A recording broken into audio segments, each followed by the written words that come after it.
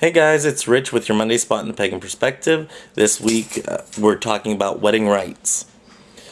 And the question is as followed, and I'll also post it in the bottom bar so you guys can read along or read it at your leisure and then skip over the next, half a minute or whatever it takes me to read this. So, here it goes. I'm a pagan who follows a kitchen witchish direction, and sometime during the next year or the year after, I'm getting married. Both me and my boyfriend like the Asatru alternative, since that is one of the few wedding rites that is official here in Norway. We didn't want to get married in a Christian church, and I really wanted some kind of ritual where the divine is involved. We have set our minds on this, but I thought it would be fun to hear what you guys think about using a rite from a different form of paganism, since I am a pagan and my boyfriend is agnostic. Do you think we're overstepping the boundaries with this?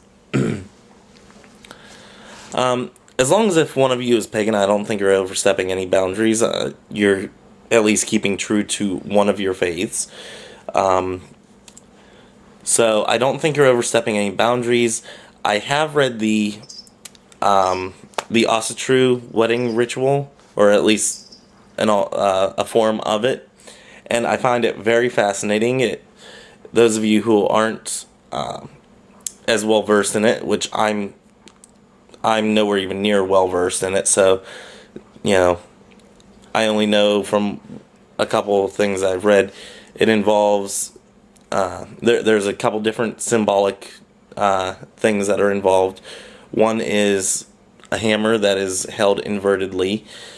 After they sing, they give the hammer to the bride to hold, which is sitting down. She's sitting down. They give the hammer to her to hold, and that's to symbolize fertility. She gives an heirloom weapon to the groom, and that's to symbolize him protecting the household. And even at one part of the ceremony, there's a fight.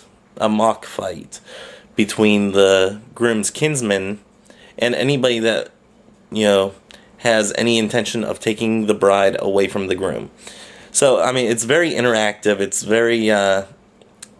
very much like a performance almost, but in a symbolic way. It's not just like, hey, look at us, look what we're doing.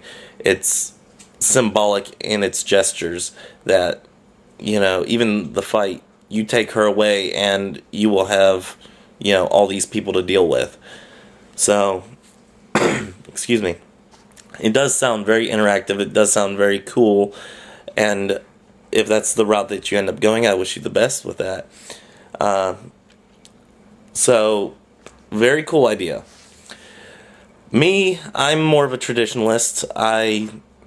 I like the big weddings. I like the small weddings. I like the weddings out in the woods and stuff like that. And I'm very much into, different settings, different ways of doing a wedding. But I like the set pattern. This is how the wedding goes. These are the vows and stuff like that. Obviously, people like to write their own vows from time to time. So those can also be, very, very heartfelt, very touching, and but they can also be how do I want to say this? I don't want to sound bad in any way, but they can be very blah.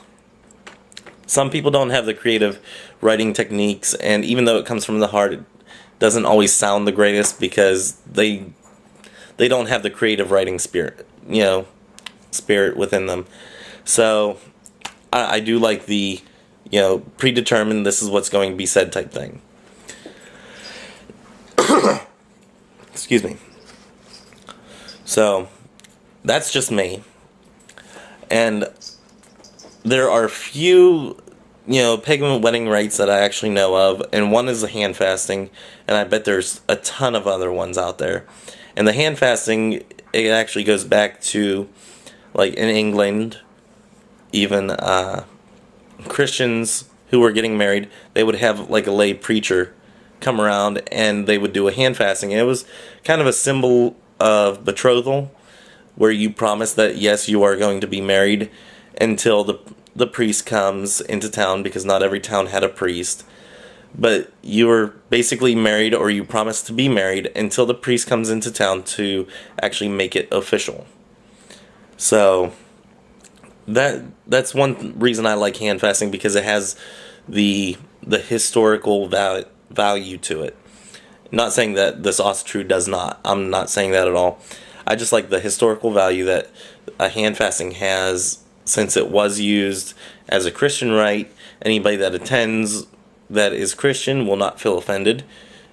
At least for me, that's a big deal. I don't want anybody being offended about anything, especially if I were to get married.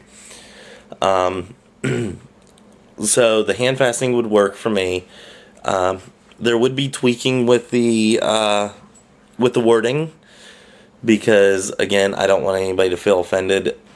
So yeah, if you're not worried about offending anybody, or if there's people there that will not be offended no matter what, then any wording will do.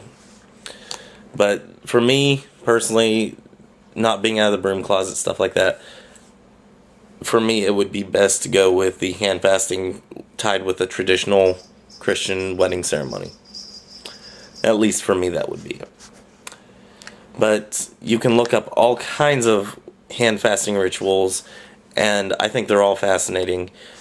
And I'm actually going to read more on this Asatru wedding rite, which sounds amazing. And yes, I wish you guys the best of luck. This video went on for a little bit longer than I wanted it to, mainly because I was rambling. But hey, that's what you get on Monday. So, and by the way, I almost forgot it was Monday, so yeah, almost forgot that was not subs week this week, so yay, I made a video. So yeah, until next week, may you all have a great day and a better tomorrow. My battery's almost out. Talk to you next week. Bye bye.